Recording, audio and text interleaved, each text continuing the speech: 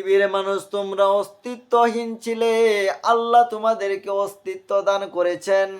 আল কোরআনুল কারিমের 2 নাম্বার সূরার নাম সূরা আল বাকারা। এই সূরা আল বাকারার 28 নাম্বার আয়াতে আমার আল্লাহ তাবারাক ওয়া তাআলা বলেন, কাইফা তাকফুরুনা বিল্লাহি ওয়া কুনতুম আমওয়াতান ফাহিয়াকুম সুম্মা ইউমিতুকুম সুম্মা ইউহয়িকুম সুম্মা ইলাইহি তুরজাউন। ও পৃথিবীর মানুষ শুনে নাও, তোমরা তোমার পিতার পৃষ্ঠদেশের মধ্যে মৃত্যু অবস্থায় ছিলে। তোমরা প্রথমে কিছুই ছিলে না, তোমার কোনো জীবনই ছিল না, তোমার কোনো অস্তিত্বই ছিল না। আল্লাহ রাব্বুল আলামিন তোমাকে তোমার মায়ের পেটের মধ্যে তোমার রূহ সঞ্চার করেছে। তুমি দুনিয়াতে ভূমিষ্ঠ হয়েছ। এখন তুমি দুনিয়াতে বসবাস করছো, তুমি ব্যবসা বাণিজ্য করছো, তুমি চাকরি বাকরি করছো, তুমি ক্ষেত খামার করছো, তুমি মিল ফ্যাক্টরি চালাচ্ছ।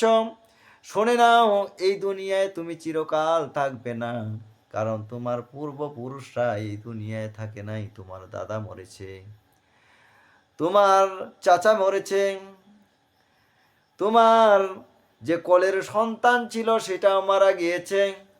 তুমিও একদিন মৃত্যুবরণ করবে।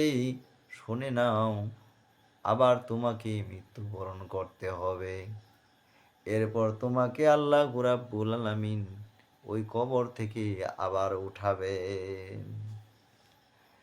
অবশেষে তোমাদেরকে আল্লাহর কাছেই ফিরে যেতে হবে, তোমার কর্মের হিসাব হবে।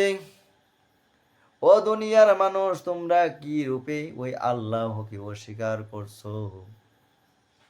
কেন তোমরা কালিমা পড়ে মুসলমান হচ্ছ না? কেন তোমরা নবী মুহাম্মদ সাল্লাল্লাহু আলাইহি সাল্লামকে রাসূল হিসাবে মানছ না? কেন তোমরা আল্লাহর নবীর উপর অবতীর্ণ কিতাব আল কোরআনের বিশ্বাস করছো না, কোরআনের উপর আমল করছো না? তোমরা ওই আল্লাহর দরবারে গিয়ে কি জবাবদিহি করবে?